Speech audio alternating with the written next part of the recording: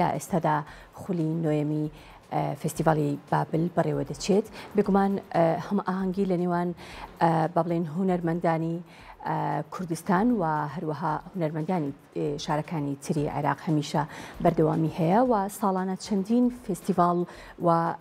ئاڵوگۆڕی هونەری و کللتوری لە نێوان هونەرمەندانی شارەکانی عێراق بە تایبەتی بەڕێوە دەچێت و لە ئێستادا خولی نوێمی فستیڤاڵی بابل بۆ ڕۆشنبیری و هونەری بەڕێوەچێت کە تێدا بێگومان چەندین چالاکی هونەری و هەروەها ڕۆشنبیریشی تیادا ئەنجامەدرێت بێگومان ئەم خولا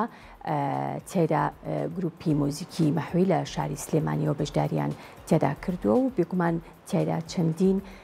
بەرهەمیان پێشکەش کردووە جگە لەوەی کە چەندین چالاکی هونەری و ڕۆشنبیری تیادا بەڕێوە دەچێت.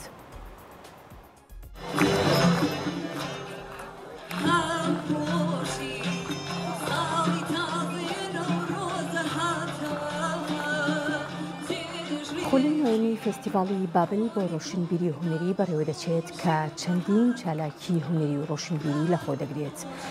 بۆ خولی نوێمی فستیڤاڵەکەش گروپی موزیکی مەحوی لە شاری سلێمانیەوە بەشداریان تێدا کرد و چەندین بەرهەمیان پێشکەش کرد.